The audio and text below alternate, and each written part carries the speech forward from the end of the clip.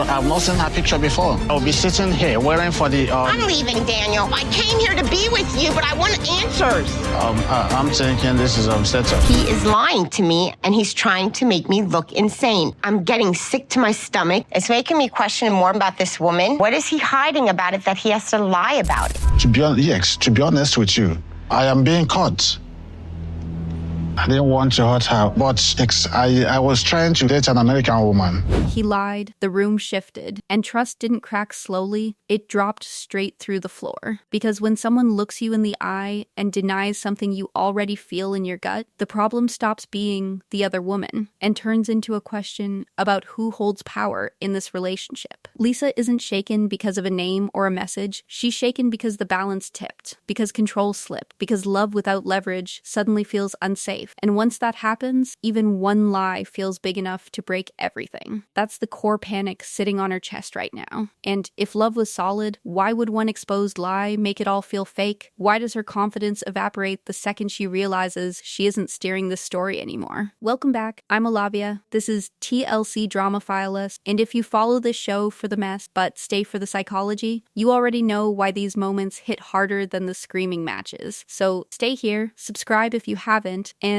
tell me in the comments as this unfolds, have you ever felt yourself panic more over losing control than losing the person? What we're watching isn't jealousy, it's displacement, because the fear underneath isn't that Daniel wanted someone else, it's that he wanted options, and options turn romance into a marketplace, and nobody likes realizing they're being compared while they're still investing. Lisa starts replaying everything, the praise from his friends, the talk about how she changed his life, the way money floats into conversations without being named, and suddenly affection feels conditional, like it rises and falls based on what she brings, not who she is. Daniel senses the shift, tries to smooth it over, offers openness with words that sound comforting, but land hollow once denial enters. And in that gap between what he says and what he avoids, her trust slips another notch. She isn't asking for proof to feel secure, she's asking because certainty would let her breathe. And without it, her mind fills the silence with worst-case math. When trust turns into a power struggle, love stops feeling like safety and starts feeling like a risk you keep paying for. There's one earlier moment she hasn't fully named yet, a small detail, a reaction she brushed past at first, something about how he looked at her when the presentation dropped, and that unspoken memory is about to come back louder than any message ever could. Back at the pool, everything sounds supportive on the surface, friends smiling, voices warm, stories about how much he has grown since Lisa entered his life, and she nods along while doing silent math in her head, because praise feels different once it starts circling change, money, progress, upgrades. Compliments land softer when they hint at improvement through resources, and support feels strange once it starts sounding like investment returns. Lisa listens, smiles, absorbs, and inside her chest something tightens, because validation feels good until it carries an invoice, and even without anyone saying numbers out loud, the implication floats between the chairs and the water. Her presence equals better life, better options, better future. Nobody accuses, nobody demands, yet suspicion creeps in anyway. Not loud, not dramatic, but steady. The kind of feeling people ignore until it grows teeth. She starts replaying how praise followed her wallet, how admiration tracked change, and whether affection came before opportunity or after. This isn't jealousy. It's awareness forming too late. The moment where support feels conditional even without proof, and trust starts requiring evidence instead of faith. Then comes the wig moment. Quiet, small, easy to miss if you blink, not framed as conflict, not shouted across a room, only a reaction, a pause, a look where comfort drops and surprise leaks through. No insults, no cruelty, only exposure, curated identity falling away for a second. And his response tells her something words never could. Attraction shifts, energy changes, and Lisa feels the difference in her body before her mind names it. This isn't about hair or appearance, it's about consistency, about whether desire survives honesty or needs presentation to stay alive. Once someone reacts differently to the real version, every compliment before starts feeling rehearsed, every promise feels contingent, and the safety people expect from love slips sideways. Appearances protect illusions, but reality decides what stays once the polish fades. So she sits there, replaying smiles, weighing reactions, wondering if connection holds when the surface drops away. Because if attraction changes once the mask lifts, what survives underneath? Pressure changes Daniel's rhythm fast, and once questions tighten, his language turns slippery, sentences short shorten, confidence spikes in odd places, then drops when details matter. Because denial has a sound when someone leans on it too hard. Watch the pattern, not the excuse, the way answers stretch, how memory fades exactly where accountability should live, how certainty shows up late and loud, like volume alone might replace clarity. In my opinion, the shift happens the second he senses control wobbling, because instead of explaining, he minimizes. Instead of acknowledging, he resets the story, and the gaps start stacking. First, he speaks freely around friends, casual, almost proud. Then hours later, the same topic draws a blank stare, a shrug, a claim of unfamiliarity, and confidence returns only when proof feels out of reach. Body language follows the script, shoulders square during denial, eyes searching when details come up, posture easing only after he senses doubt land on her side instead. This is where behavior matters more than intent, because denial repeats, memory edits itself, and reassurance arrives wrapped in pressure. Ask me anything, trust me, believe me, phrases designed to close a conversation rather than open one. Allegedly, when someone insists truth lives only where evidence exists, lived experience loses weight, and the balance tilts toward whoever controls the receipts. Then the problem surfaces, screenshots gone, phone changed, proof evaporated, and suddenly truth feels negotiable, because without evidence, the room belongs to the person willing to stand firmer, speak louder, and wait out the discomfort. Lisa knows what she saw,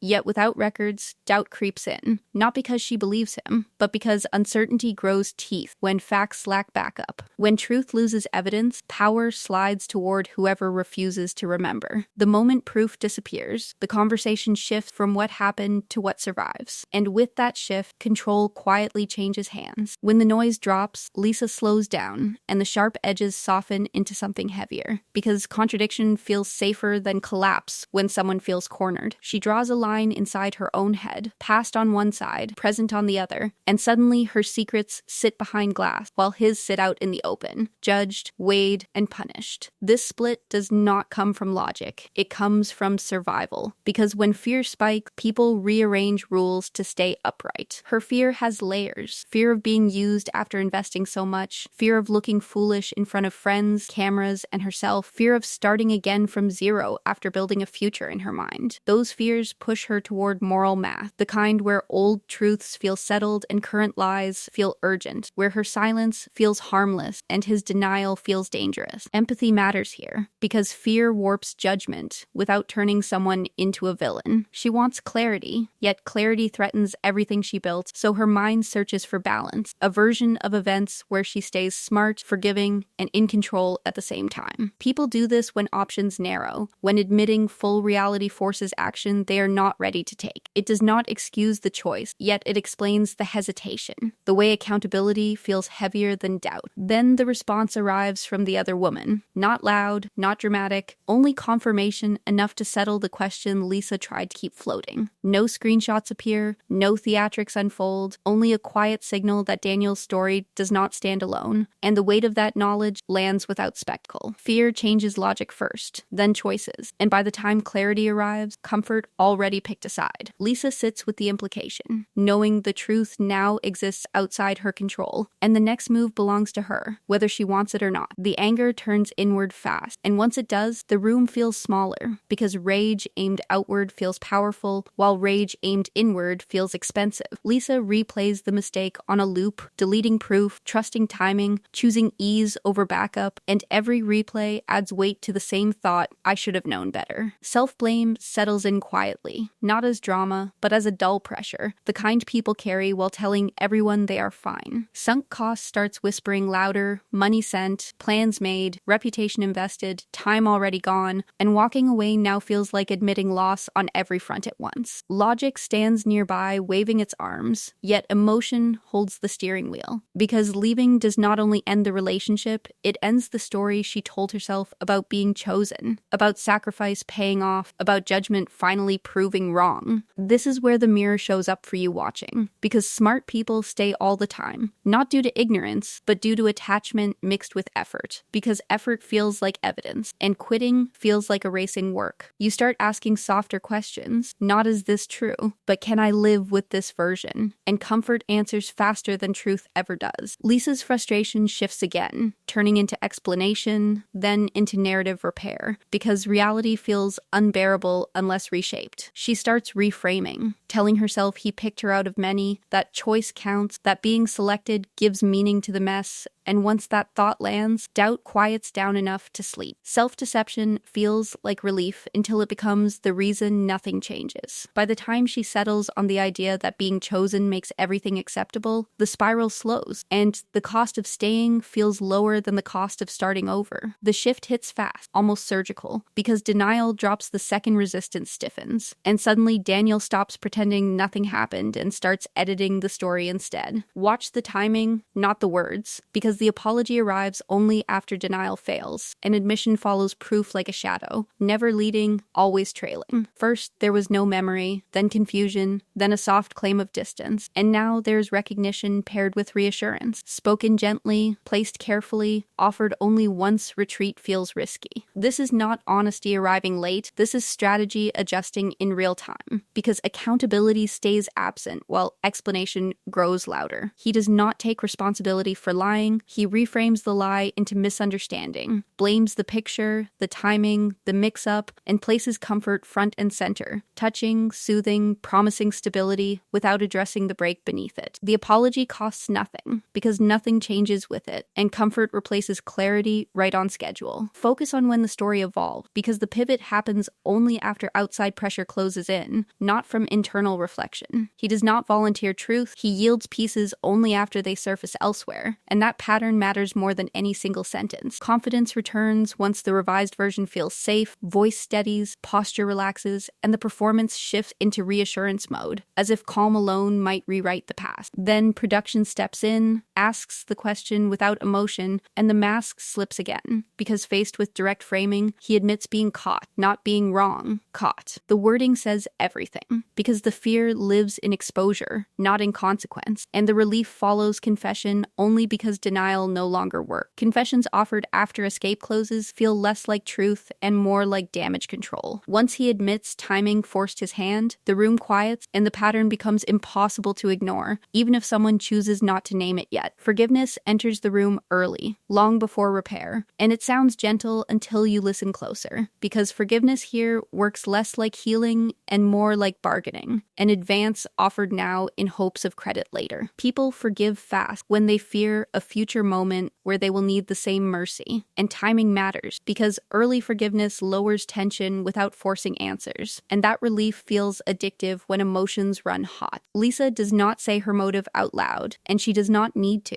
because behavior speaks. The softening tone, the willingness to move past denial, the quiet calculation running under the tears. She wants peace now, and space later, space to tell her own truth when the ground feels stable again. That is not villainy, that is strategy born from fear, the kind people use when honesty feels like a grenade they are not ready to pull. This is where pacing tightens, because forgiveness lands before clarity, and once comfort arrives, questions lose urgency. The room settles, bodies relax, voices soften, and the hardest part slips away without being solved. Viewers feel the tension drop and wonder why, because resolution arrived without accountability, and relief replaced understanding. Forgiveness becomes currency here, spent to buy calm, saved to cover future confession, and both sides understand the trade without naming it. Daniel receives relief without cost, Lisa secures emotional credit, and the relationship keeps moving without confronting the crack that caused the collapse. Love starts resembling a contract where silence pays interest. When forgiveness turns into a deal, comfort wins fast, and clarity waits off stage. By the end, neither pushes further, neither demands truth, and both settle into the easier choice, staying wrapped in calm instead of risking the fallout clarity would bring. The temperature drops once the noise fades, because when emotion quiets, structure shows, and what sits underneath looks less like romance and more like exchange. No shouting, no drama, only a calm inventory of needs moving back and forth, Daniel chasing access, security, movement, and a future shaped by opportunity. Lisa chasing reassurance, stability, and the sense she still steers the wheel. Neither role requires cruelty, only alignment, and alignment survives best best when questions stay soft. This relationship runs on motion, give and take, promise and pause, and lies oil the gears without drawing attention. Daniel offers affection timed to pressure points, warmth when doubt rises, and revision when denial fails. Lisa offers patience, forgiveness, and silence when clarity threatens the structure she built. Both receive something essential in return, and both know the cost of stopping the machine. Nothing here asks for villains, and nothing asks for romance either. It reads like a pact shaped by fear and incentive, where honesty threatens momentum, and momentum feels safer than truth. Each compromise stacks on the last, turning discomfort into habit and habit into normal. Survival logic takes over, because walking away means losing leverage, image, and the future each imagined from opposite sides. The quiet part sits heavy, because lies here do not exist to harm, they exist to maintain flow, and flow feels like safety when stakes rise. Every time truth edges closer, both hesitate, not from confusion, but from clarity about consequences. Exposure threatens goals on both ends, and so restraint passes for wisdom. When survival feels tied to silence, truth starts looking optional. If honesty puts both outcomes at risk, one loses access and the other loses control, then ask yourself without flinching, why would either choose it now?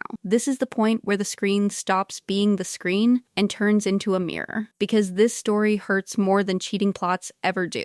Not because of shock, but because it looks familiar. You have seen this shape before. Maybe not with visas or cameras, but with compromises that felt small at first, choices made for peace, truths postponed until later, and the quiet agreement to live with discomfort because disruption felt worse. Affairs feel distant, easy to judge, clean lines drawn fast, yet this hits closer because it is built on everyday decisions people make to keep life moving. Red flags here are not explosions. They are patterns. Denial that changes shape, forgiveness offered without repair, explanations arriving only after pressure, and proof treated as optional while intuition gets dismissed as emotion. The lesson is not to hunt for villains. It is to watch repetition, because patterns speak louder than apologies. Forgiveness without repair pauses pain, but does not remove it. And when repair never follows, forgiveness turns into delay. Proof matters, yet intuition matters too. And when the two collide, the absence of evidence does not erase experience. People learn to doubt themselves when clarity costs too much, and that habit spreads quietly until silence feels normal. This storyline lands because it asks you to sit with an uncomfortable truth. Staying does not always mean trust returned, and leaving does not always mean strength. Yet postponing honesty always collects interest. Lisa senses this, even while choosing comfort, and the weight shows in what she avoids saying, because her own secrets still sit untouched, waiting for a moment that feels safe enough. Delayed consequences feel distant until they arrive all at once. As the calm settles, one truth remains unspoken. The balance only holds as long as silence does, and the bill for that silence never disappears. It only waits. The volume drops, voices soften, and what remains is not resolution, but motion. Because some relationships do not end or heal, they simply keep going, carried by habit, investment, and the fear of stopping. Nothing explodes here. Nothing gets fixed. And that is the point. Because momentum feels safer than honesty when both people understand what they lose if the ride ends. This continues because walking forward requires less courage than stepping off, because admitting failure costs more than tolerating doubt, and because comfort has a way of convincing people that stability equals safety. Love does not drive this forward. Momentum does. The kind built from time, money, promises, and the quiet hope that future effort will justify past choices. Once movement becomes the goal, truth turns optional, and silence does the heavy lifting. Daniel stays because access still feels close enough to touch, and Lisa stays because control feels possible if she times forgiveness right, and neither presses hard enough to collapse the structure they are both leaning on. This is not romance winning, it is friction losing, because friction demands decisions, and decisions demand courage. The calm feels earned for a moment, yet it rests on unspoken weight, the secrets not shared, the questions postponed, the trust never rebuilt, only part. People mistake quiet for peace, but quiet can also be the sound of bills stacking behind the door, unpaid but not forgotten. When momentum replaces truth, the cost does not vanish, it waits. This story does not end here, because unresolved truth never does, and the next chapter sits nearby, in another couple, another promise, another calm, built on silence, and if you think this pattern stops with Lisa and Daniel, the next 90-day Fiance story waiting in the wings will prove how familiar this shape really is.